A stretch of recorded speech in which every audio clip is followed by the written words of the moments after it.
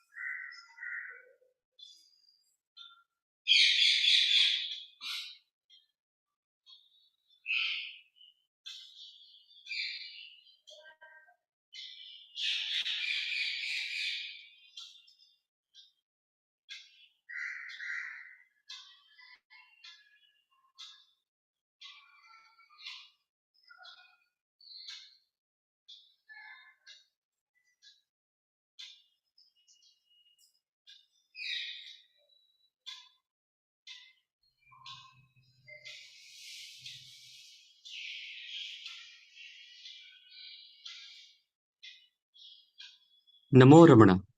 A very warm welcome to all the devotees for Raman Kendra Delhi's Sunday Satsang with Raghav ji.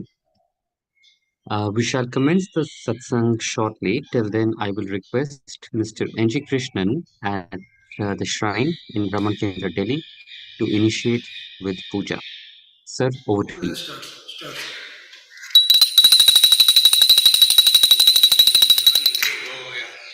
राजा वरुणो ध्रुवं देवो बृहस्पतिः ध्रुवन्त इन्द्रश्चाग्निश्च राष्ट्रं धारयतां ध्रुवं देवीं वाचमन्यन्त देवाः तान् विश्वरूपाः पशवो वदन्ति सा नो मन्त्रेऽहमूर्जन्दुहाना धेनुर्वा तस्मानो कस्मितैदु पर्वदैवाभ्यवासशाली इन्द्रैवेहत्तव दृष्टः इह राष्ट्रमुदारय अभिदुष्टमुदयत्यतः अदरे सन्तु शत्रवः इन्द्र इव वृत्रः दृष्टामुहमुहूर्तोऽस्तु सुप्रदिदमस्तु प्रत्यास्म हव्ये नमसो वसत्य मित्रं देवं मित्रतेर्नोऽस्तु अनुराधाक्षिता वर्तयन्तः शतञ्जीवेन शरदस्य वीराः दीर्घायुष्यमस्तु। ॐ आगमार्थं तु देवानां गमनार्थं तु रक्षसां कण्ठारवं गणेराम्यां देवदाह्वानकारणम्।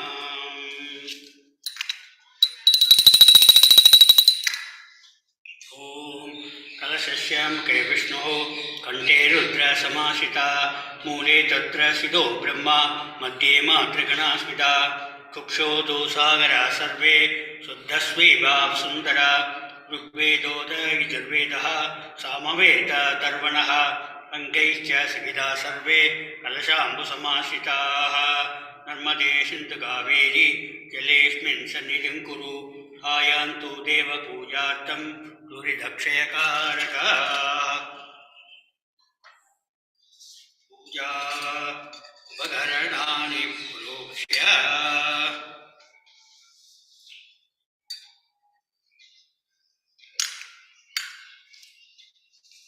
आत्मानं च प्रोक्ष्य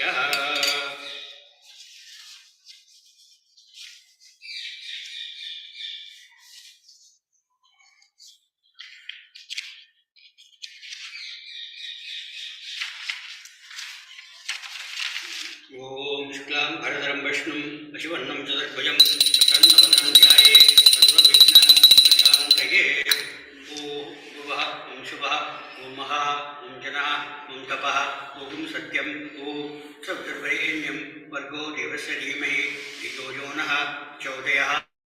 आपः योगीशः मृतं ब्रह्म पूर्ववसुरो उमोपात्समस्थ मृतक्षयद्वारा श्रीपरमेश्वर प्रीत्यर्थं तदेव लग्नं दिनं तदेव ताराबलं चन्द्रबलं तदेव विद्याबलं देवबलं तदेव लक्ष्मीपतेः अङ्गुलीकं वरामि करिष्यमाणस्य कर्मणः निर्विघ्नेन परिसमाप्त्यर्थम् आदौ श्रीमहागणपतिपूजां करिष्ये। कबौ उपस्पृश्य गणानान्त्वा गणपतिं हवामहे कवीनां भवश्रवस्तमं ज्येष्ठराजं ब्रह्मणस्पदानः शृण्वन् ऊदिभिः सीदसादनं तस्मिन् हरिद्राबिम्बे सुमुखं महागणपतिं ध्यायामि महागणपतिं आवाहयामि। श्रीमहागणपतये नमः। आसनार्थं श्रद्धां समर्पयामि। पाद्यं समर्पयामि, अर्घ्यं समर्पयामि, आचमनीयं समर्पयामि, मधुवर्गं समर्पयामि, स्नापयामि। आनानन्तरम् आचमनीयं समर्पयामि, वस्त्रोत्तरार्थं श्रद्धां समर्पयामि, उपवीदं समर्पयामि, हरिद्रा कुङ्कुमचूर्णं समर्पयामि।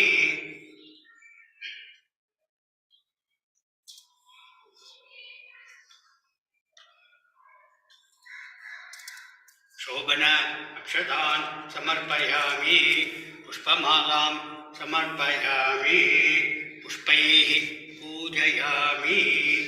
ॐ सुमुखाय नमः, ॐ एकदन्ताय नमः, ॐ कपिलाय नमः, ॐ गजकर्णकाय नमः, ॐ लम्बोदराय नमः, ॐ निगडाय नमः, ॐ विघ्नराजाय नमः, ॐ गणाधिपाधिपतये नमः, ॐ धूमकेतवे नमः, ॐ गणाध्यक्षाय नमः, ॐ बालचन्द्राय नमः, ॐ गजाननाय नमः, ॐ वक्रतुण्डाय नमः, ॐ शूर्पकर्णाय नमः, ॐ हेरम्बाय नमः, ॐ सिद्धिविनायकाय नमः, स्कन्दपूर्वजाय नमः, ॐ गणाध्यक्षाय नमः, ॐ गणपतये नमः, ॐ हेरम्बाय नमः, ॐ धरणीधराय नमः, ॐ महागणपतये नमः, ॐ लक्ष्यप्रदाय नमः, ॐ क्षिप्रप्रसाददाय नमः, ॐ मूगसिद्धये नमः, ॐ अमृताय नमः,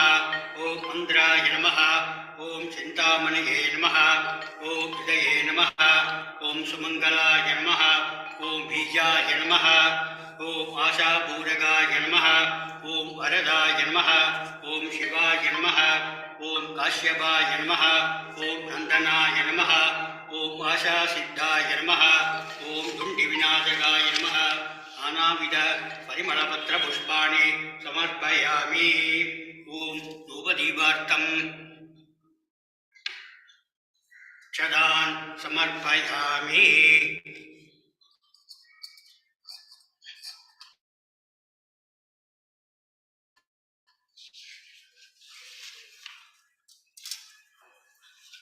ॐ धूपदीपार्थं श्रद्धां समर्पयामि। ॐ धूपदीपानन्तरम् आचमनीयं समर्पयामि। समस्त उपचार पूजां समर्पयामि।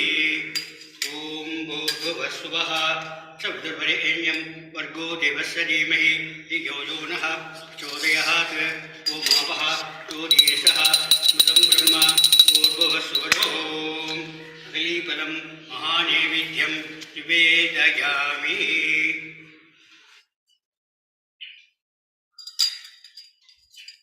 आचमनीयं समर्पयामि।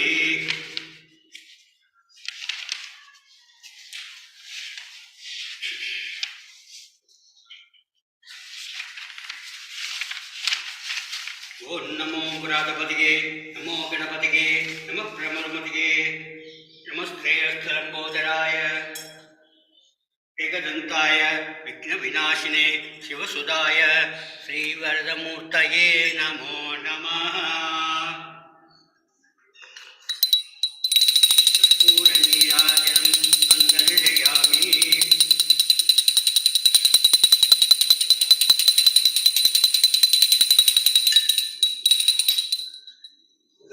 कर्पूरनीराजनं समर्पयामि। नीराजनानन्तरम् आचमनीयं समर्पयामि। मन्त्रपुष्पं समर्पयामि। वर्णपुष्पं समर्पयामि। समस्त उपचारपूजान् समर्पयामि। ॐ वक्रतुण्डमहाकाय सूर्यकोटिसमप्रभा अविघ्नं कुरु मे देव सर्वकार्येषु सर्वदा।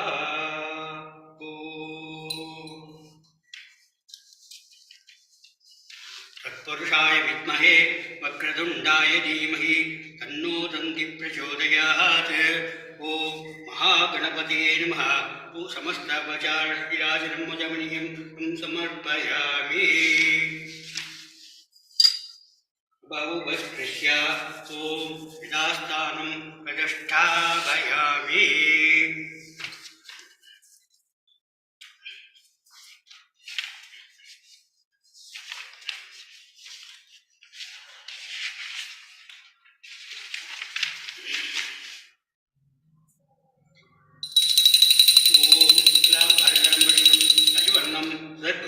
प्रसन्नवदनं ध्याये सर्वविघ्नोपशान्तये। ॐ भुवः ॐ सुवः ॐ महः ॐ जनः ॐ तपः ॐ सत्यम् ॐ सवितुर्वरेण्यं भर्गो देवस्य धीमहि धियो यो नः प्रचोदयात्। ॐ आपः योदीर्षः ऋतं ब्रह्म भूर्भुवस्सुरो उमोपाक्रमश्च रुद्रक्षयद्वारा श्रीपरमेश्वर प्रीत्यर्थं शुभे शोभने मुहूर्ते अद्य ब्रह्मणः द्वितीयवराब्धे श्वेतवराहकल्पे वैवस्वतमन्वन्तरे अष्टाविंशतितमे कलियुगे प्रथमे पादे जम्बूद्वीपे भारतवर्षे भरतखण्डे मेरोः दक्षिणे पार्श्वे शकाब्दे अस्मिन् वर्तमाने प्रभवादि षष्टि संवत्सराणां मध्ये विन्ध्यस्य उत्तरे आर्यावर्त एकदेशे इन्द्रप्रस्थ महाक्षेत्रे कुरुक्षेत्रे दक्षिणवाहिन्याः यमुनायाः पश्चिमे तीरे विक्रमशक बौद्ध अवतारे बार्हस्पत्यमानेन प्रमादीनां षष्ट्याः संवत्सराणां मध्ये पिङ्गलनाम संवत्सरे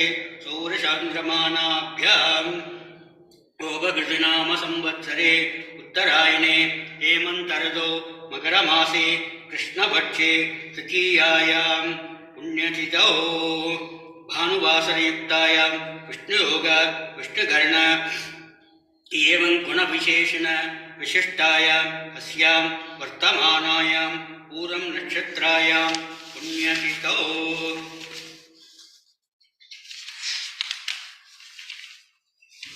शुभयोग शुभकर्ण सकल विशेषण विशिष्टायाम् अस्यां मम भक्त समस्त रुद्रक्षयद्वारा श्री परमेश्वर प्रीत्यर्थम अस्माकं सहकुटुम्बानां क्षेमस्थैर्य वीर्य विजय आयुरारोग्य ऐश्वर्याणाम् अभिवृद्ध्यर्थं समस्त दुर्लोभ शान्त्यर्थं यावच्छक्ति ध्यान आवाहनादि षोडशोपचार पूजां करिष्ये। विशेषतः श्री रमण महर्षिभ्याम् अष्टोत्तर शतनामावली जपम् एव अक्षरमालां पारायणं च अद्य करिष्ये। बहुस्पृश्य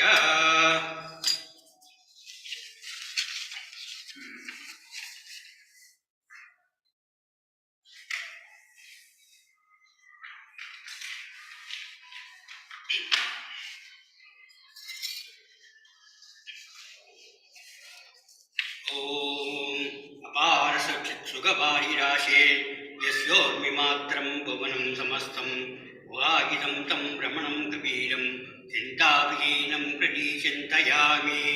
ओम महासेन महांशेन जाताय नमः। ओम श्रीरमणाय नमः। ओम श्रीगुरवे नमः। ओम अखण्डसंविदाकाराय नमः। ओम महोजसे नमः। ओम कारणोद्भवाय नमः। ओम जगद्गीतावताराय नमः। ओम भूमिनाथ रोद्धिताय नमः। ओम पराशर कुलोत्तंसाय नमः। ओम सुंदर्यादव फलाय नमः। ओम गमनीय तुषारिद्राय नमः। ओम सखायांबा सहायवते नमः। ओम सोनाचल महोलीन मानसाय नमः। ओम स्वर्णहस्ताय नमः। ओम श्रीमद्द्वादशान्त महास्थले लब्धविद्योदयाय नमः। ओम श्री महाशक्ति निपातेन प्रबुद्धाय नमः। ओम श्री परमार्थविदे नमः। ओम तीव्राय नमः। ओम पितृपतान्वेषिणे नमः। ओम इंदुमौलिना पितृपते नमः। ॐ पितुराचेत सोनशैलं प्राप्ताय नमः ॐ तपोमयाय नमः ॐ उदासीनाय नमः ॐ महायोगिने नमः ॐ महोत्साहाय नमः ॐ उषाकृतये नमः ॐ शान्तसङ्कल्पसम्भराय नमः ॐ सुसन्दृशे नमः ॐ सवित्रे नमः ॐ स्थिराय नमः ॐ तपक्षितसर्वाङ्गाय नमः ॐ पुल्लाम्बुज विलोचनाय नमः ॐ चन्द्रियादश श्रीमण्डनाण्डनानन मण्डलाय नमः ॐ शूदवाड्यां समासीनाय नमः ॐ शूर्णागिल विप्रदाय नमः ॐ वेदवेदान्त तद्वज्ञाय नमः ॐ चिन्मुद्रिणे नमः ॐ त्रिगुणादिगाय नमः ॐ विरूपाक्षाय गुहावासाय नमः ॐ विराटजलाकृताय नमः ॐ उदीप्तनयनाय नमः ॐ पूर्णाय नमः ॐ रचिताचलताण्डवाय नमः ॐ गम्भीराय नमः ॐ परमाचार्याय नमः ॐ सुप्रसन्नाय नमः ॐ अभयप्रदाय नमः ॐ दक्षिणास्य निभाय नमः ॐ धीराय नमः ॐ दक्षिणवैमुखाय नमः ॐ स्वराजे नमः ॐ महर्षये नमः ॐ भगवते नमः ॐ ईढ्याय नमः ॐ भूमविद्याविशारदाय नमः ॐ विमलाय नमः ॐ दीर्घदर्शिने नमः ॐ आप्ताङ्गाय नमः ॐ ऋजुमार्गप्रदर्शकाय नमः ॐ समदृशे नमः ॐ सत्यदृशे नमः ॐ सत्याय नमः ॐ प्रशान्ताय नमः ॐ अमितविक्रमाय नमः ॐ सुकुमाराय नमः ॐ सदानन्दाय नमः ॐ मृदुभाषिणे नमः ॐ दयार्णवाय नमः ॐ सोणाचलहृद्भूत स्कन्दाश्रमनिकेतनाय नमः ॐ सद्दर्शनोपदेष्ट्रे नमः ॐ सद्भक्तवृन्दपरिवृताय नमः ॐ गणेशमुनिभृङ्गेण सेवितां कृश सदोरुहाय नमः ॐ गीतोपदेश सारथि प्रसंसंसिन्न संशयाय नमः ॐ वर्णाश्रम पदातीताय नमः ॐ रसज्ञाय नमः ॐ सौम्याय नमः ॐ आत्मवते नमः ॐ सर्वावनिमस्तानाम् आराध्याय नमः ॐ सर्वसद्गुणिने नमः ॐ आत्मारामाय नमः ॐ महाभागाय नमः ॐ मातृमुक्तिविनादकाय नमः ॐ विनुदाय नमः ॐ विनुदाय नमः ॐ विप्राय नमः ॐ मुनीन्द्राय नमः ॐ भाव गोज्वलाय नमः ॐ दर्शनादक संहारिणे नमः ॐ मौनेन स्वात्मबोधकाय नमः ॐ श्रीशान्ति करसान्निध्याय नमः ॐ स्मरणाद्बन्धमोचकाय नमः ॐ अन्तस्म्यड षण्डांशवे नमः ॐ संसार्णव धारकाय नमः ॐ शोणाद्रि दुष्टदृष्ट्रे नमः ॐ अर्धविद्या प्रकाशकाय नमः ॐ अविच्युत निजप्रज्ञाय नमः ॐ नैसर्गिक महातपसे नमः ॐ कमण्डलुधराय नमः ॐ सुप्रगौबीन वसनाय नमः ॐ गुह्याय नमः ॐ दण्डबाणगे नमः ॐ कृपापूर्णाय नमः ॐ भवरोगविषग्वराय नमः ॐ स्कन्दाय नमः ॐ देवमदाय एवदमाय नमः ॐ अमर्त्याय नमः ॐ सेनान्ये नमः ॐ पुरुषोत्तमाय नमः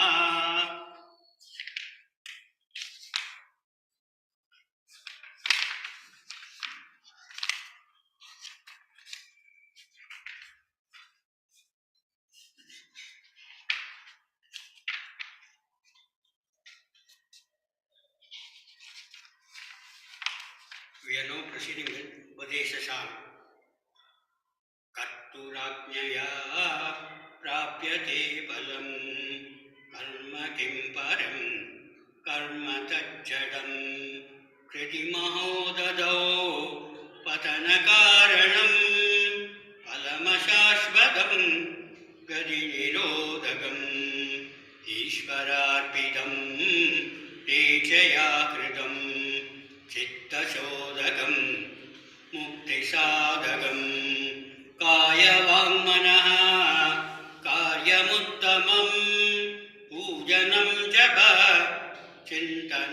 संभ्रमात् जगतैषधी युक्तसेवनम् अष्टमूर्तिभृदेवपूजनम् उत्तमस्तवात् उच्चमन्दतः सिद्धजं जप ज्ञानमुत्तमम् आद्यधारया स्रोतसा समं सरलचिन्तनं विरलदः परं भेदभावना सोऽहमित्यसो भावनाविता भावनीमता भावशून्यस भावसुस्थितिः भावनाबल भक्तिरुत्तमा हृत्स्थले मनः स्वस्थता क्रिया भक्तियोगभो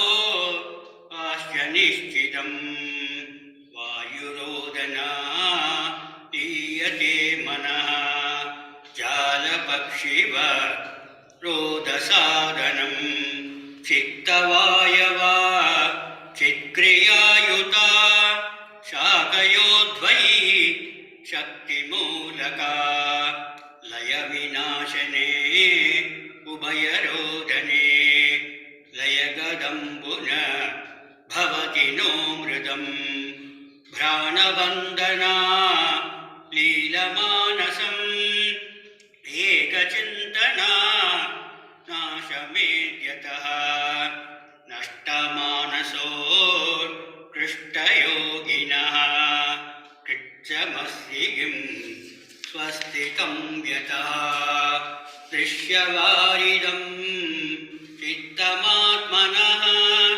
चित्वदर्शनं तत्त्वदर्शनं मानसं तु किं मार्गणे कृते नैव मानसं मार्ग आर्जवात् प्रत्यह स्वहं वृद्धिमाश्रिता वृद्धयो मनो विद्यहं मनः अहमयं कुतो भवति चिन्वतः ऐव दत्यहं निजविचारणम् अहमिनाशवा अमहं तया पुरधिकृत्स्वयं परमपूर्णस इदमहं वदाः अभिज्ञहमन्वहम् अहमीलीलने व्यलयसद्धया विग्रहेन्द्रिय प्राणजीतमः नाहमेकस तज्जडं यस सत्त्वभासिगा चित्त्ववेतरा सत्तया हि चेत् चित्तया त्वयम् ईशजीवयोर्वेषदीपिता सत्त्वभावतो वस्तु केवलम् वेषहानतः स्वात्मदर्शनम् ईशदर्शनं स्वात्मरूपतः आत्मसंस्थितिः स्वात्मदर्शनम् आत्मनिर्भया आत्मनिष्ठता ज्ञानवर्जिता अज्ञानहीन चेत् ज्ञानमस्ति किं ज्ञातुमन्तरं किं स्वरूपमेत् आत्मदर्शने अव्ययाभवा अपूर्णचित्सुखम् बन्धमुक्त्यदी तं परं सुखम् विन्दतीहति वस्तुदैविकः अहमभेदगं निजविभानगं महतीतं तपो रमणवादियम् अहमभेदगं निजविभानगं महतीतं तपो रमणवादियम् महतीतं तपो रमणवादियम्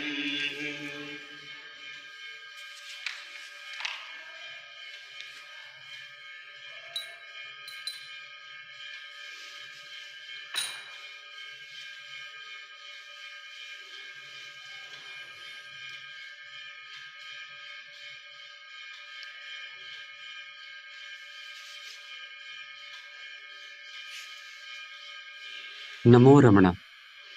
A very warm welcome to all the devotees for Raman Kendra Delhi's Sunday Satsang with Raghavji.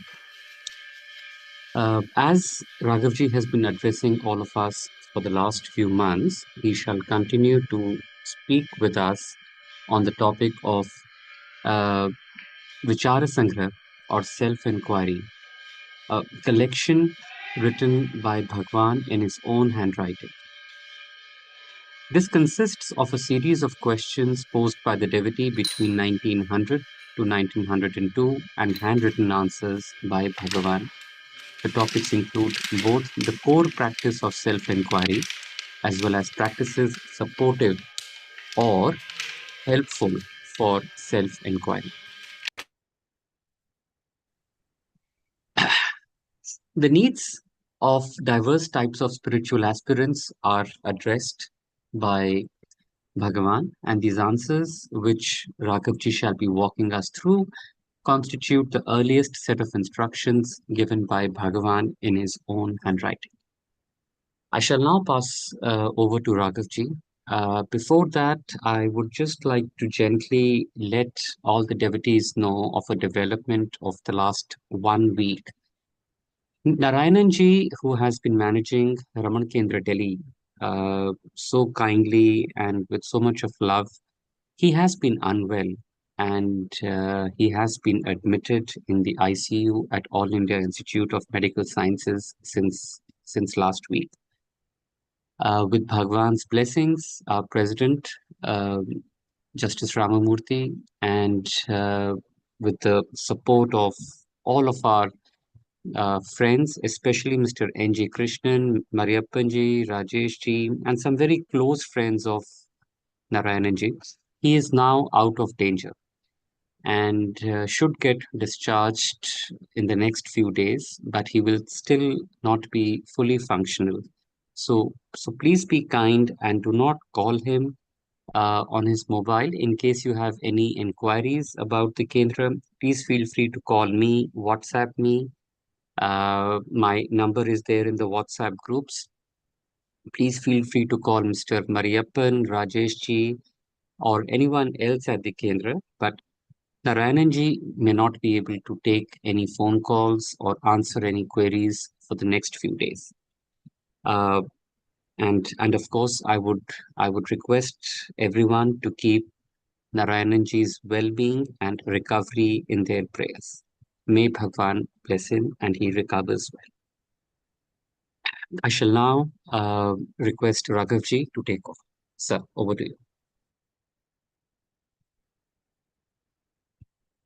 Om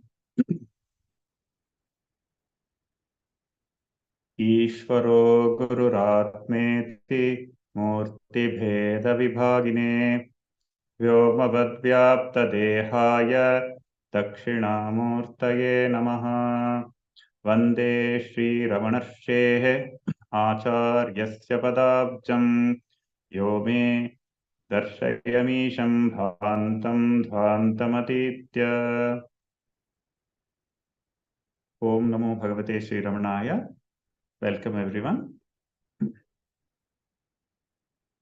My prayers too for the complete recovery to good health of Sri Narayanji, who has been such a gentle and positive presence for the Ramana Kendra Delhi. I pray to Bhagavan that he is back on his feet, back in the Kendra very soon.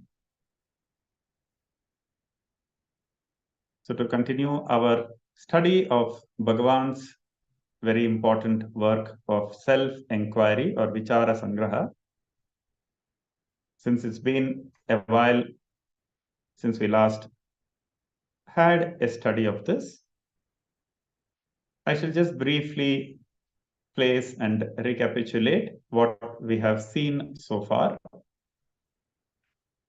In some of the earlier lectures, we saw that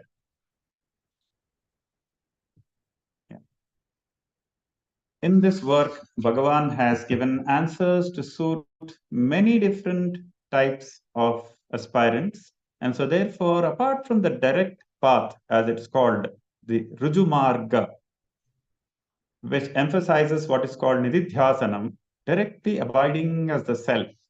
Apart from that direct path, there are many other practices which are mentioned and also validated.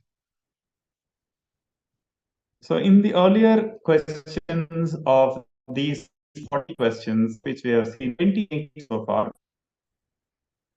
Bhagavan has mentioned many important contemplative points. One of the points which figures as the very preamble to this work, which is an invocation, which goes Tasya spritihi tatra dridhaiva nishtha. Is there any way of adoring the Supreme, which is the Self, which is all except by abiding firmly as that? In other words, to think of the Self is to be the Self. And so, no practice involving any kind of doing is advocated by Bhagavan at the very core of this practice of self inquiry. Ultimately, we fall back into that simple, basic truth of oneself, which is a priori, which is before any kind of doing, which is before any kind of role play in our life. So that abidance as consciousness is what Bhagavan is trying to lead us to through various different methods. So is there any way, asks Bhagavan, of adoring that self, which is all, except by abiding firmly as that? As some of you may know, Bhagavan makes a very powerful rhetorical statement that a guru who asks the disciple, you should do this, you should do that, and prescribes a large number of practices which he has to keep doing, Bhagavan says he is no better than Yama, the Lord of Death. Because already I am burdened by so many things in my life that I have to keep doing.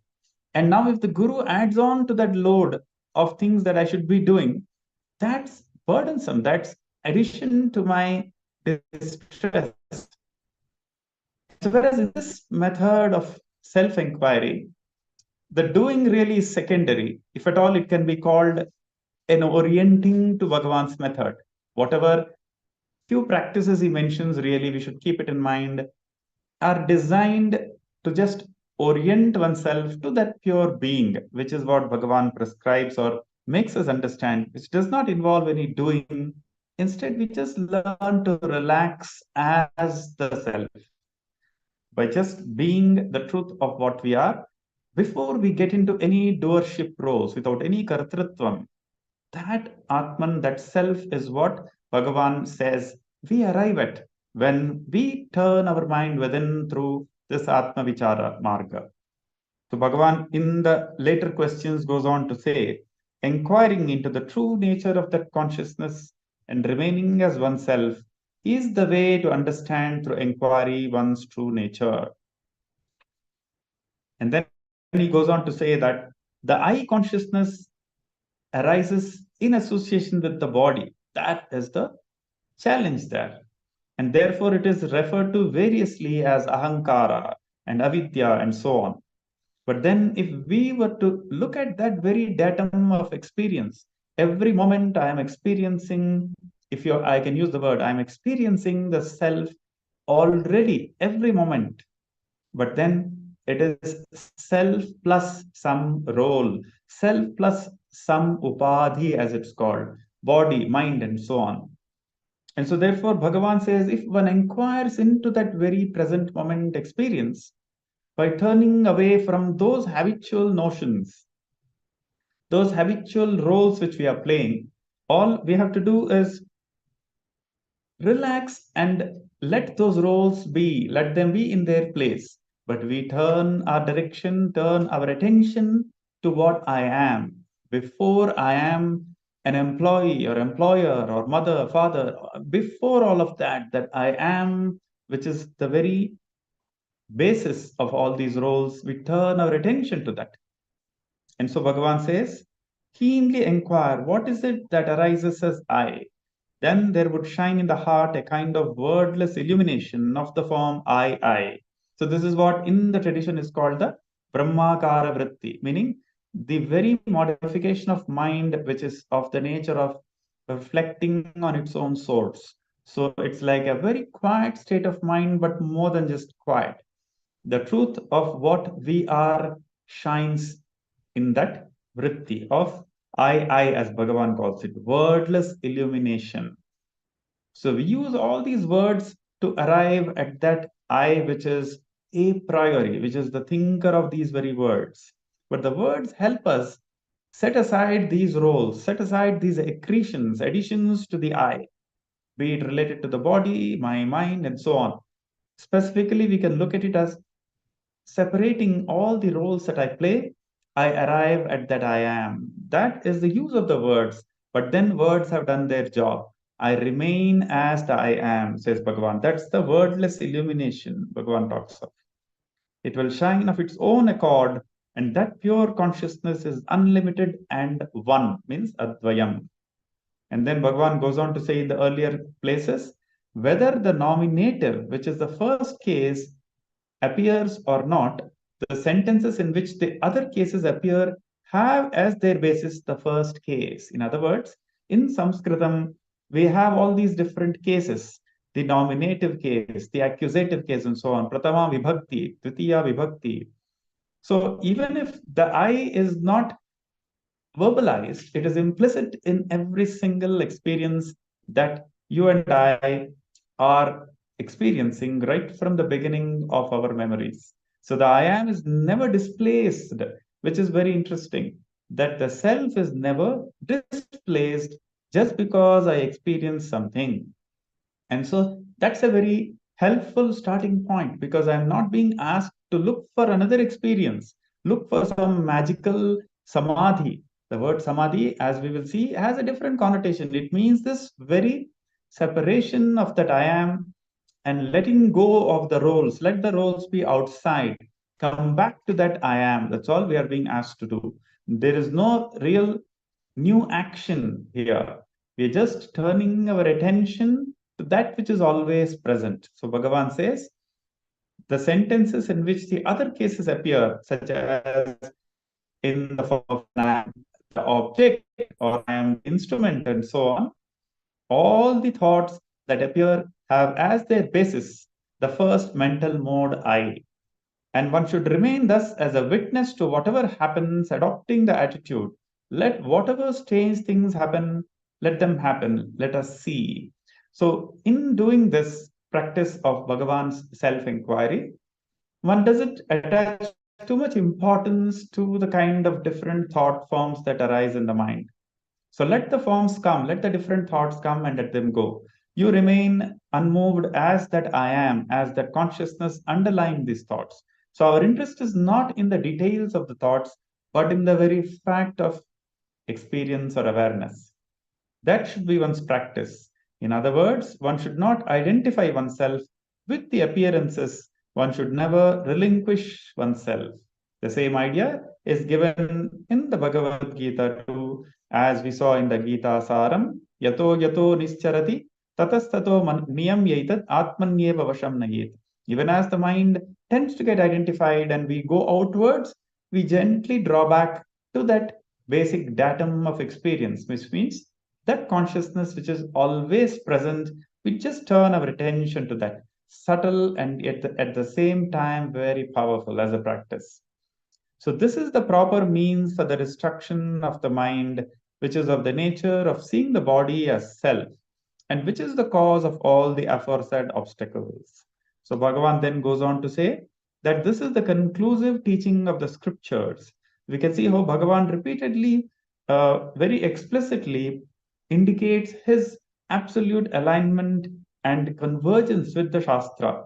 So it's not as if what is being taught is something new and something improvised, because there's a very great danger in this idea of always trying to invent some new teachings, because there's always a scope for subjectivity, always a scope for moving away from what is true and what is objective. So Bhagavan says that what I am saying is indeed the conclusive teaching of the scriptures. And then Bhagavan goes on to say, whatever we call the mind in the sixth question is formed by the concretion of the subtle portion of the food we eat. So what we call mind is just from the food we eat, there is a sukshma amsha, a very subtle portion. The gross portion makes the physical body, but that subtle portion alone makes the mind. And the food here, the Chandogya Upanishad indicates, not only is what we put in and ingest through the mouth, but all the other experiences that we take on through the senses are also a kind of food. And so the food alone makes or creates really the mind. Even as we can say that the pot made up of clay is nothing but clay. It is made up of clay. Even so, the mind is made up of food. That's a very powerful statement indicating the material nature of the mind. And so Bhagavan goes on to say that that mind is inert. It is an object of consciousness. It is what is seen. And even though it appears as if it is conscious because of association with consciousness. So the mind just reflects consciousness. There is only one consciousness. It gets reflected in all the different minds. I have a mind, another person, Mr. So and so, has another mind, and so on. But one consciousness alone reflects in all the various minds. That is the what is known as the Pratibimbavada, that one consciousness alone merely reflected in the various minds. And then Bhagavan goes on to say that as the instruments for knowing the objects, the sense organs are outside and they are called the outer senses, Bahyendriyas. So we use the eyes, the ears, to perceive objects which are external to us. And the mind is called the inner sense because it is inside. But this distinction between outside and inside is only with reference to the body. Because in truth, there is neither inner nor outer. The mind's nature is to remain pure like either. And all that appears outside are in reality inside, meaning within awareness consciousness alone. They're not really outside. All that appears is in awareness. They're not outside at all. This is, in order to teach this in the Vedas, it is described that what is called the heart is none other than Brahman. Hridi ayam, as the Chandogya Upanishad says, the word hridayam means Hridi ayam. In oneself alone, all this exists. That is the meaning of the word hridayam, not just the physical heart, but that background of awareness, like the screen on which all these different names and forms and objects are projected. That is the Hridayam here. So Hridayam is Brahman alone, that screen on which the whole creation is projected. If some of you are familiar with a beautiful stotra called the Dakshinamurti stotra, which Bhagavan translated into Tamil as well, it says Vishwam Darpana Drishyamana Nagari Tulyam. So all this is as if seen within the mirror. Inside a mirror, one sees a huge city. And so the entire city is as if present within that mirror. And even so, all this creation is actually within oneself alone. That self is called Hridayam. So when this very idea we revise or highlight in our mind, we use the word Hridayam to remind ourselves that all that I experience is within me alone. You can also see it like this. When you look at a tree or any object in front of you, you can even try this exercise right now. So let's say you're seeing an object. Maybe you're seeing, say, the mobile phone in front of you. Now, that phone, you think it is outside of you. Sure, okay. Now, if you were to just close your eyes and visualize some object or some memory, let's take an object. You visualize, let us say, Ramanashramam, which you experienced before. So when you visualize an internal object, that consciousness is the same as when you experience an external object. Do that again.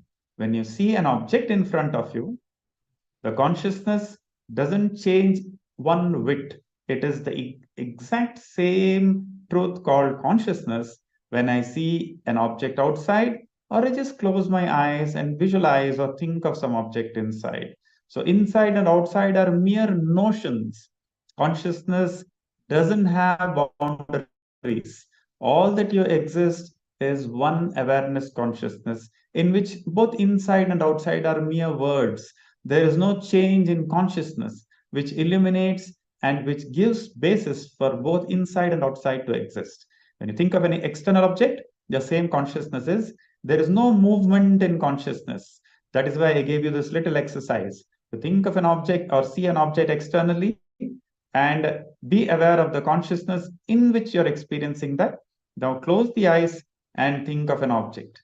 There too, the same consciousness is. Consciousness doesn't move, has not changed, is not displaced. It is exactly the same achalam, unmoving truth, whether an object outside is seen or you think of an inward thought. Even with eyes open, if you visualize or recollect some inner object, consciousness is the same. That is what Bhagavan says here, that all that is hridayam, it is within oneself alone.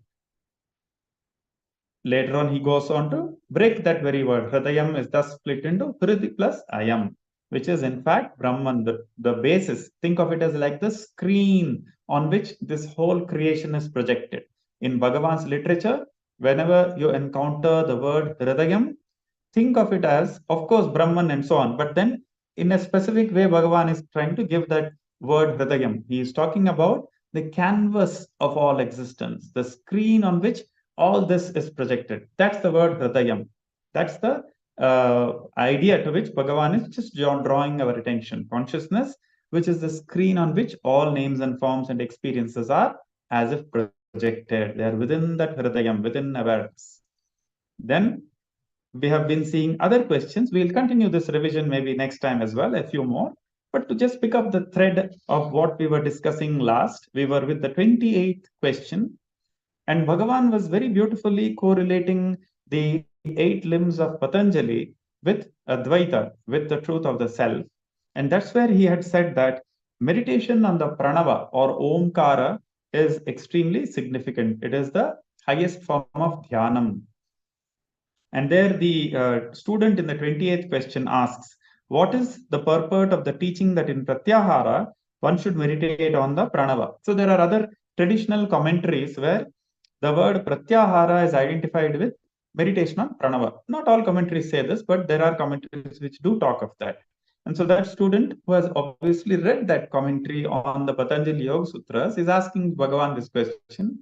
And as we can see, Bhagavan's extremely deep and versatile knowledge doesn't hesitate to give an answer because Bhagavan was very much knowledgeable about all this. Of course, we can say he's Sarvagnya, Ishvara, but the point is to keep note of the fact that it is incorrect to say Bhagavan has not studied anything. He knew already, study or no study, all this was very well known to Bhagavan, and he very clearly answers this question about the Yoga Sutras of Patanjali. Bhagavan says that the fourth state is the state of the I nature and was referred to as Dhyanam. It is of the nature of the Amatra, which includes the 3 matras, and as Maunakshara, it is called Ajapa Japa. So fine, this looks no doubt a little subtle. What he's saying, Bhagavan is saying here is that as you chant Om, the 4th matra after A, U and Ma, the 4th matra is called the Amatra. So that's where Bhagavan says this Omkara really converges. That is the highest meaning in which is the intended meaning of this Om, that we turn our attention to that Amatra, because this is the essence of all the mantras such as the Panchakshara. So like the Shiva Panchakshara, Om Namah Shivaya. So all of those mantras converge in this Advaita truth, which is represented as Amatra. Amatra is the silence from which the Om arises and into which the Om falls. Even as you think of space in which all objects exist, when it comes to the silence at the end of the Om, the 4th matra or syllable as it's called, it is loaded, it is symbolically loaded with this profound meaning that it is a silence in which all sounds rise and fall, all names rise and fall in that silence which is Brahman. That is the meaning of the Amatra here. So in order to get this true significance, that is of the Amatra, as Brahman in which all things rise and fall, all the names rise and fall, one should meditate on the pranava, says Bhagavan. This is meditation which is of the nature of devotion, consisting in reflection on the truth of the self. Now, sometimes these English words, of course, we can get kind of a little carried away, because the original Sanskrit is pretty clear. It is actually a reference to a very beautiful verse from the Viveka Chudamani here. That meditation, which is of the nature of devotion, consists of reflection on the truth of the self. You see how Bhagavan has connected bhakti or devotion to meditation on the self, and that verse is that Saswarupa Anusandhanam Bhaktirityabhidiyate, says the Viveka Chudamani. That to meditate on oneself, meaning Nididhyasanam, is the highest bhakti. So Bhagavan is referencing that here, that which is the highest, the nature of devotion is to reflect on the truth of the self, says Bhagavan. The fruition of this process is samadhi, which yields release, which is the state of unsurpassed bliss. So as this devotion consisting of nitidhyasanam matures, it leads to samadhi. Remember, samadhi is not another experience. It is the very truth of the self. Samyak adhiyate, self which absorbs everything into itself. That is samadhi. So whenever we see the word samadhi, we should be careful based on the context that it does not reference another magical experience, because the moment we think of samadhi as some experience that I have to seek, that's it. The self becomes projected into something. In fact, samadhi is what you already are in, which you have to recognize, own up, appreciate. That's the more appropriate meaning. Shankara is therefore, in many of his commentaries, beautifully he says that samadhi is the very synonym for the self. So this process, the fruition of this process is samadhi, meaning the pure self, which yields the release and which is the state of unsurpassed bliss. Why? Because all distress is because of avidya. Because I don't know myself alone, I experience distress, distressing emotions. Anywhere there is pain, there is shoka, where there is sorrow. All that is because of ignorance alone. As we saw in some of the earlier talks, the whole summary of the teaching is this powerful link between avidya and shoka. So normally we think distressing emotions are due to some external object, due to the situation, due to maybe physical suffering, or due to somebody outside of me. But the acharyas, with all their benevolence and compassion, repeatedly draw their attention to this very great truth, that all distress is not because of anything external to you. It is because of avidya. That avidya doesn't, it prevents me from facing the present situation objectively. That avidya makes me overlay a lot of additional factors on that situation. The situation becomes overwhelming. So avidya is what we need to address. Beyond a point, you cannot change external situations. We have only limited free will there. But sure, we have 100% free will to deal with avidya. That is the glory of the self. And Bhagavan, that is why repeatedly draws attention to that I, the self. Because that is where we have the solution, the freedom from all distress. And so therefore here, Bhagavan says it is a state of unsurpassed bliss. Again, not another new bliss. I have experienced so much bliss from so many things in my life. This unsurpassed bliss, therefore, is not another bliss which just added on to my list of blisses. Instead, it is the unconditional freedom from all sorrow, born of destruction or removal of the avidya. So the self is resplendent or shines without any wrong notions. I have no more confusions about what is the truth of what I am. Naturally, as a consequence, as a byproduct, I am able to deal with every situation objectively. In fact, all that I call a situation is recognized as not apart from the self. So the self, which is non-dual, therefore, is no longer subject to any more suffering. That is the meaning of unsurpassed bliss. Not another new kind of a bliss or a trip which we have to now start looking forward to. Not that. The revered Guru, says Bhagavan, also have said that release is to be gained only by devotion, which is of the nature of reflection on the truth of the self. Again, the same verse from the Viveka Chodamani. Swaswarupa Anusandhanam, Swaswarupa, inquiry, reflection on oneself.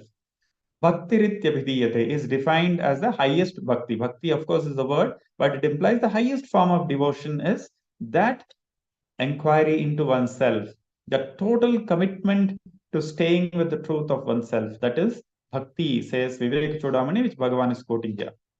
Next, the 29th question, we will read that and then we will go on. What is the purport, says the disciple, what is the purport of teaching that one should meditate through the I am he thought on the truth that one is not different from the self-luminous reality that shines like a flame?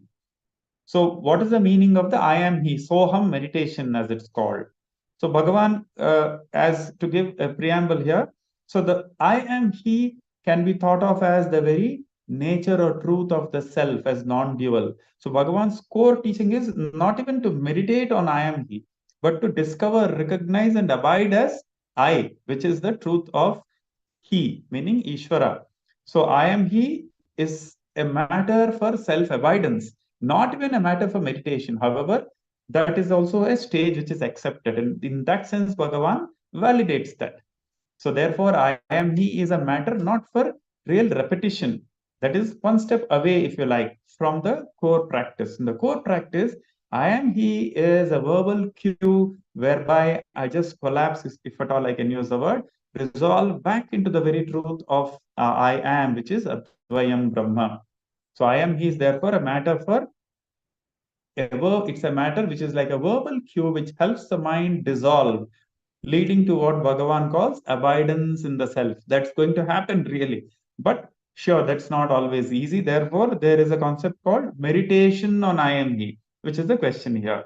So Bhagavan says, the purport of teaching that one should cultivate the idea that one is not different from the self-luminous reality is this. Scripture defines meditation in these words. In the middle of the eight-petaled heart lotus, which is of the nature of all, and which is referred to as Kailasha, Vaikuntha, and Paramapada, there is the reality which is of the size of the thumb, which is dazzling like lightning, and which shines like a flame. By meditating on it, a person gains immortality. From this, we should know that by such meditation, one avoids the defects. So Bhagavan here goes on to say that that traditional meditation on the self in the Hridaya Chakra, in the Hridaya Kamala, is really designed to remove certain obstacles. So Bhagavan is well aware that this is one step removed from mere abiding as the self. However, it's a very important practice to meditate on the heart lotus, as Bhagavan calls it, because there is the reality of the size of a thumb. Angushta matra purushaha, says the Kathopanishad. So the meditation, it's a visualization. The meditation here is a kind of creative visualization, but it is in line with the tradition, in line with the Kathopanishad and so on. So it has certain power. So by meditating on this reality, this Purusha who is of the size of a thumb, meaning a small entity, you just meditate on that. There, which is dazzling like lightning and which shines like a flame, by meditating on it, a person gains immortality. That is the declaration. And the disciple is asking, what is the meaning of that? Of course, so Bhagavan clearly tries to make the disciple understand, okay, this is a beautiful meditation. Having said that, it is not the highest, it is just one step before the highest. So Bhagavan goes on to say, but one avoids the defects by this meditation, one avoids certain obstacles, which are what? One, the thought of difference of the form, I am different, and that or he is different. So by meditating, I am he, soham, I recognize the non difference between the Atman, the self which I experience, and the source of all this, which I can call it Ishvara or Brahman or that or he. So the thought of difference and of the form I am different and that is different, that goes away. So this is, as you can see, a preparatory step. And secondly, says Bhagavan, by meditating on this Soham or I am that, the meditation on what is limited, so you stop thinking of something limited. When you think of the unlimited, you become the unlimited, so to speak. That is yad bhavam tad bhavati. If we meditate on the vast expanse of space, the mind temporarily resolves into that very unlimitedness. So therefore, by that I am he meditation, what is limited, you are setting it aside, says Bhagavan. The first one was notion of difference between me and God or Brahman, whatever we call it as that. The second is the notion that I am limited. So temporarily you try to forget or ignore that idea of I am limited. Second, the idea that the real is limited. So again, we don't try to say Ishvara is out there sitting in some heaven or anything like that. He is also not limited to any particular space or place. He is everywhere. So you don't also limit Ishvara by this meditation I am he. On the other hand, if we say I meditate on somebody separate from me, that is Ishvara, we are limiting Ishvara. Because Ishvara is separated by you are different from Ishvara. So therefore, I am he is a bridge kind of meditation to recognize that Ishvara pervades even me. Finally, Bhagavan says it is not confined to one place. So the idea that Brahman is confined to one place is also negated. So first, Bhagavan is limited, that is negated. Second, he is confined to one place, negated. Finally, the purport of teaching that one should meditate with the idea I am he is this. Saha aham, soham. Saha is the supreme self. Aham is the self that is manifest as I, which I directly experience. The jiva, which is the Shivalinga, which resides in the heart lotus, which is its seat situated in the body, which is the city of Brahman. Brahmapura is the word used. That your heart, your innermost buddhi, in fact, is the Brahmapura. That is the word used, the city of Brahman. And the self, which is of the nature of egoity, that is ahankara, it goes outwards, identifying itself with the body, etc. Now, the mind should be resolved in the heart. That is, the I sense that is placed in the body, etc., should be got rid of. When thus one inquires, who am I? Remaining undisturbed in that state, the self nature becomes manifest in a subtle manner as I. That self nature is all and yet none, and is manifest as the supreme self everywhere without the distinction of inner and outer, that shines like a flame, as was stated above, signifying the truth, I am Brahman. So again, Bhagavan says that initially I say I am he, but then automatically I stop using that as some kind of meditation. Instead, I just resolve into that self, where Bhagavan says the mind should be resolved in the heart. So think of resolution like this: the way a wave falls back into the ocean. Resolution is like turning my attention from an object, such as, let us say, a clay pot, to the clay, the material constituent.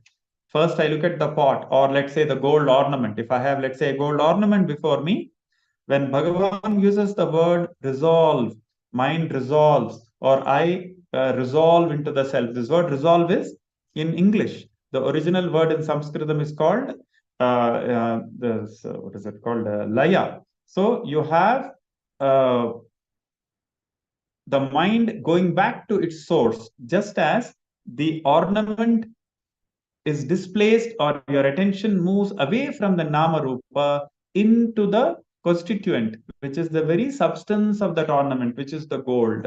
So that is the resolution we are talking about. Instead of getting carried away by the names and forms, we turn our attention to the underlying reality. That is what Bhagavan is saying by saying that the I sense, where is the mind should be resolved in the heart. That is the idea. So therefore, what is the very nature of the mind? The very nature of the mind is consciousness, in which is like the canvas on which all these thoughts are coming and going. Have you ever stood on the footpath and just watched the traffic go by, maybe for a minute or two, waiting to cross? So as you just stand there on the footpath or the sidewalk, as it's called, and then the traffic keeps going. You don't go along with the traffic and travel along with the car which passes you. You just stand there, allow the traffic to come and go. Even so, you are like the buddhi, the heart here. And from the standpoint of the heart, your thoughts just come and go. You don't get carried away, move along with the thought and shift your attention and build stories about the thoughts. You don't do that. Instead, stay as the very source from which all these thoughts are coming. That is the word resolve here. And once one does that, Bhagavan says that I sense which is placed in the body also resolves. So once these thoughts, you stop paying attention to their content and shift your attention to their very substratum or basis, the I sense also is shifted away from the body back into the truth of what it is. And so then the self nature becomes manifest in a subtle manner as I. So that is the last stage. As you do the I am he, then what am I or who am I? That meditation sort of kicks in there. That's a very interesting two-stage process Bhagavan describes here, from I am he to the very core of Nididhyasanam, which is who am I? And so Bhagavan goes on to say that if without meditating on that as being identical with oneself, one imagines it to be different, then ignorance will not leave me. Hence, the identity meditation is prescribed.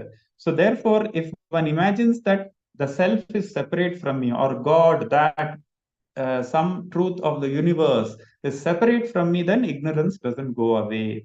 Which is why we should always remember in this Who Am I meditation, as many Bhagavan's followers, all of us follow, what we call the universe or the world outside, that too is not separate from awareness. That is implicit in this whole method.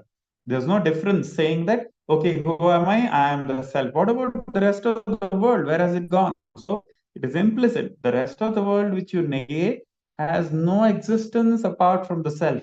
That is an implicit part of this teaching. Otherwise, I negate the world as I am not that, but that world still remains there. So I say, okay, I'm not the world, I'm not the mind, I'm not the body. But what about all of those things? We need to account for that as well. Otherwise, that remains in its own space. It is Dvaitam. So ignorance doesn't go away, says Bhagavan. So therefore, when you say I am He, which means I am the truth of all that exists, I am the truth of all these names and forms. So that is the important thing.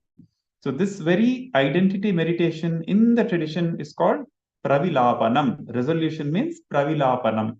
What I mentioned earlier, that the ornament is replaced by the gold buddhi. So instead of looking at the names and forms, I turn my attention to the gold, which is the constituent of those ornaments. Even so, all these names and forms are not my what is that called, source of curiosity anymore. Instead, I am only turning my attention by resolution of all this into the underlying consciousness, which is all this. So that pravilapanam is what Bhagavan is referring to. I am He. If one meditates for a long time without disturbance on the self ceaselessly with the I am He thought, which is the technique of reflection on the self, the darkness of ignorance which is in the heart and all the impediments which are but the effects of ignorance will be removed, and the plenary wisdom will be gained. The plenary wisdom means the wisdom that I am all that exists. The word plenary means general, wholesome, complete, purna. We use the word purna, right? So plenary wisdom would be purna jnanam. So that complete wisdom will be gained. And there's a footnote which says if the meditation of the form I am Shiva, which prevents the thought going outwards, is practiced always, samadhi will come about, says Vallalar. So some quotation from Ramalinga Vallalar is also given here. Thus, realizing the reality in the heart cave, which is in the city of Brahman, in the Brahmapura, that is the body, which is the same as realizing the all perfect God. So, this is the summary of what this entire teaching is, that we start with every system, every guru, every teacher, tradition starts it. They say three realities: the self, the world, and God, higher intelligence, whatever there is. So, these three entities are the starting points: I, world, God. But in Bhagavan's teaching, as well as in Advaita, the breakthrough comes from the I, by self understanding what is the world and what is God. Does he exist? What is the meaning of Ishvara? All that gets resolved. If we go on thinking about the world alone, the material reality gives a lot of maybe scientific knowledge. Sure, it can help, but it doesn't give freedom from distress, freedom from suffering. That won't be there. No matter how much progress we make in science, the total amount of suffering, remember, not comfort. Comfort will increase with more technology, but the amount of suffering, it is argued by the acharyas, will not reduce.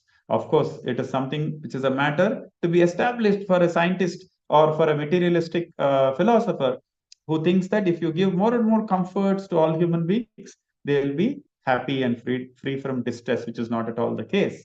There is one thing to say comforts are increased by science. Another thing to say, suffering will reduce. It doesn't reduce unless the truth of what I am is realized. So Bhagavan says, therefore, realizing the truth that I am is the all-perfect God, that gives the freedom. The breakthrough, therefore, comes by self-inquiry, not by world inquiry, not even by God inquiry. By God inquiry, sure, we make a lot of progress, devotion, bhakti comes, but some fanaticism can come, some theological doctrines can come. This particular idea or form of God or Ishvara is the highest. Those who don't follow this will go to hell, or those who don't follow this are inferior. Vishnu is supreme, or Shiva alone should be supreme, and so on. So, worship and inquiry into God alone doesn't give the final breakthrough. Worship or meditation or investigation into the Jagat or world gives modern science, no breakthrough there. The breakthrough comes by self inquiry. One gets a solution to all the three realities. That is the beauty of this path.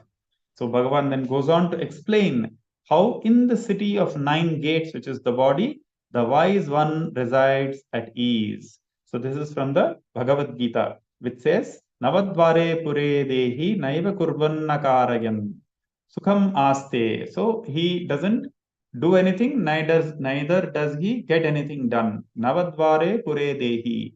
So naiva kurvanna karayan sukham aste. So comfortably that person resides there without doing anything or getting things done by somebody else. So that is the goal which we all seek.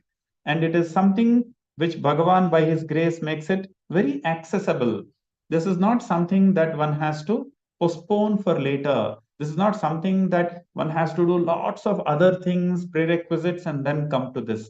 One can directly start practicing this, sure. One can also very respectfully do the other practices. Let it be mantra repetition. Let it be pranava, means the Omkara. Can be many of the other practices are all welcome, but everyone can get started on self-inquiry and reflection on the nature of what I am. That is the beauty and power of Bhagavan's teaching, that we don't have to postpone meditation on the self, on Atman, for much later. So that's not healthy, because this is a golden opportunity. We have something going for us. There is some degree of health, some degree of uh, understanding of what Bhagavan stands for. Let us grab that opportunity and practice this dhyana, this self-understanding based meditation, along with the other methods. Sure, nothing wrong with practicing them. They're all complementary. So that is Bhagavan's two-step method he has taught here of meditation on I am he, then which converges into what am I and abiding as the self. This two-step method is what Bhagavan has taught here. So with this, we will conclude this session and chant the Akshara Manamalai, and then we will have the Arati. If any questions are there, you can write them in the YouTube or just put them across in this session. I can answer them. Otherwise, we will conclude with the Shanti Mantra and then move on to the Akshara Manamalai and Arati.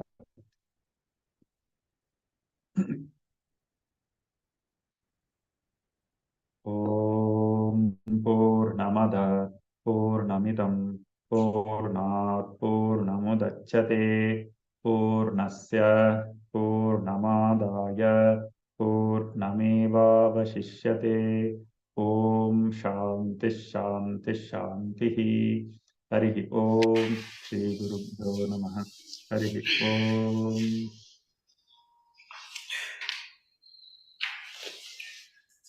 We are now proceeding with Arunachala Aksharamanamalai. Karunarunamani Kiranavali Nigar Tarumaksharamanamagrimali Tirunadiya Tirugadiya Tirumaral Tidiya Parabudal Purulaga Karunagara Muni Ramanariyanuva கையினால் சொல்லியது கதியாக அருணாச்சலமென அகமே அறிவுடும் ஆழ்வார் சிவனுலகாழ்வாரே அருணாச்சல வரக்கேற்ற அக்ஷரமணமாலை சாற்ற கருணாகர கணபதியே கரமருளிக் காப்பாயே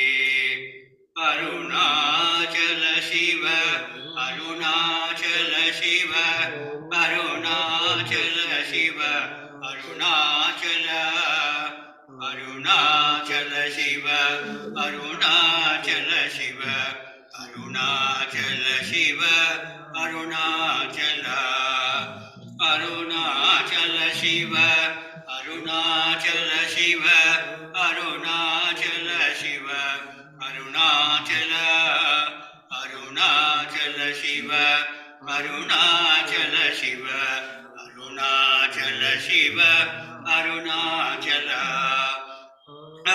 அருணாச்சலமென அகமே நினைப்பவர் அகத்தை வேறறுப்பாய் அருணாச்சலா அழகு சுந்தரம் போல் அகமும் நீயும் உற்று பின்னமாயிருப்போம் அருணாச்சலா அருணாச்சல சிவ அருணாச்சல சிவ அருணாச்சல சிவ அருணாச்சலா அருணாச்சல சிவ அருணாச்சல சிவ அருணாச்சல சிவ அருணாச்சல அகம்புகுந்தீட்டுன் அககுகை சிறையாய் அமர்வித்ததென்கொள் அருணாச்சல ஆருக்காயனை ஆண்டனை அகற்றில் அகிலம் பழித்திடும் அருணாச்சல அருணாச்சல சிவ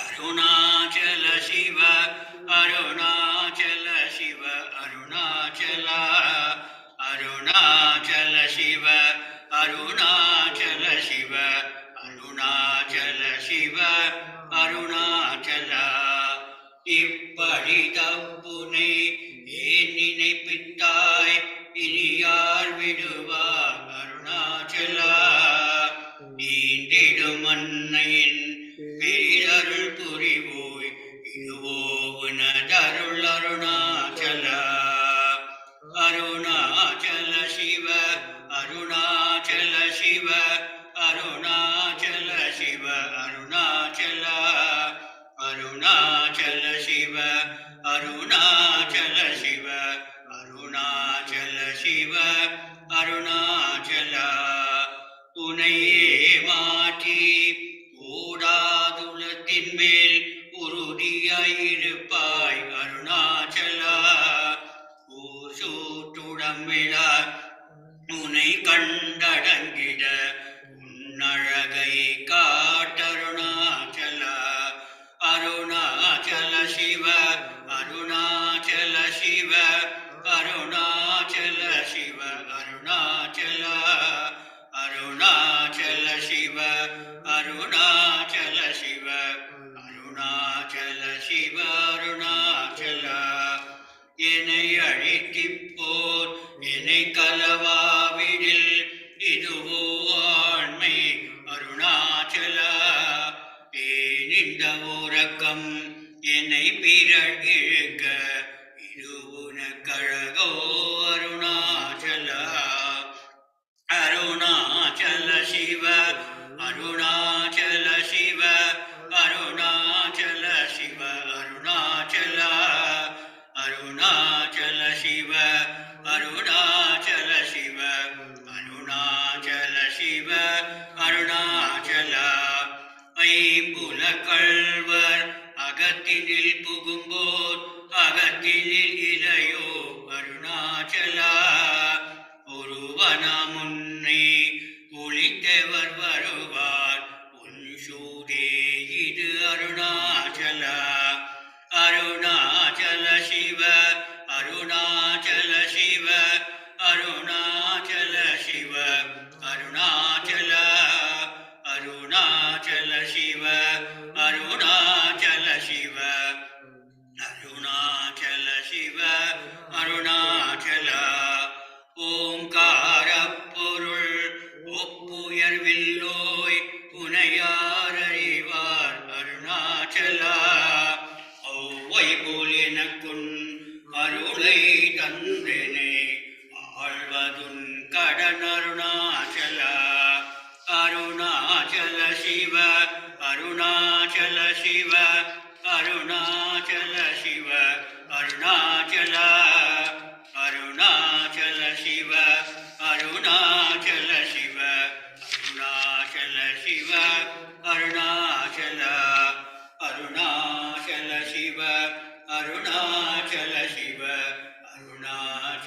शिव अरुणाचल अरुणाचलं वाळि अன்பர்களும் வாழி அக்ஷரமணமாமலை வாழி.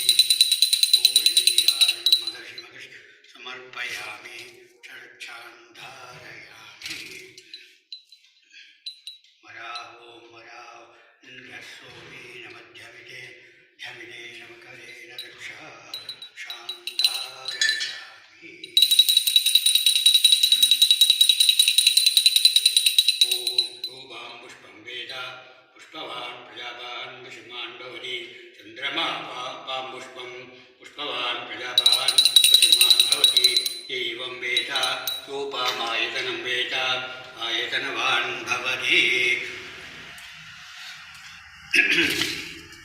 निगमना न प्रजया धनेन यागे नैगे अमृतत्वमानुषो परेणां विहितं गुहाय विभ्राजते सत्यविधियो विशन्ति वेदान्तविज्ञानसुनिश्चितार्था सन्न्यासयोगाद्यतशुद्धसत्त्वाः ये ब्रह्मलोके सुपराहन्तकाले परामृता परिमुष्टन्ति सर्वे दशरं विभागं परमेश्वभूतं यत्पुण्डरीकं पुरमद्धसग्रस्तं तत्राविशक्रं गहनं विशोगत्तस्मिन् यतन्तस्तदुपासितव्यं यो वेदादोऽस्वरप्रोक्तो वेदान्तेय प्रतिष्ठितः तस्य प्रकृतिलीनस्य यत्पास्तमहेश्वरः वेदोक्तमन्त्रपुष्पाणि समर्पयामि यानि कानि पापानि कर्माणि कृतानि च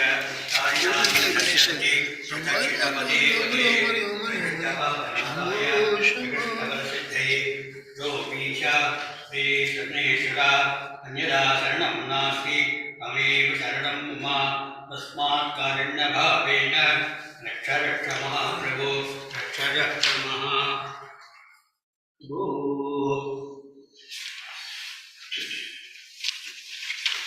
कायेन वाचा मनसेन्द्रियैर्वा बुद्ध्या आत्मना वा प्रकृते भावात् करोमि यत् सकलं परस्मै नारायणायेति समर्पयामि यदक्षरपदभ्रष्टं मात्राहीनं यद्भवेत् तत्सर्वं क्षम्यतां देव नारायण नमोऽस्तुते विसर्गबिन्दुमात्राणि पदवादाक्षराणि च न्यूनानि चातिरिक्तानि समस्तपुरुषोत्तमा नन्दना अन्यथा शरणं नास्ति तमेव शरणं मम तस्मात् कारुण्यभावेन रक्ष रक्ष महाप्रभो रक्ष रक्ष महाप्रभो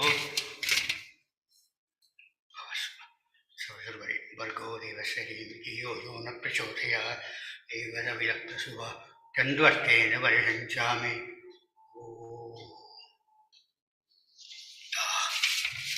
अर्पणमस्तु Krishna Krishna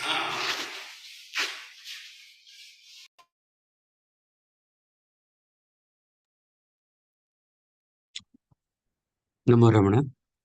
This brings us to the closure of today's Sunday Satsang with Raghavji at Raman Kendra, Delhi.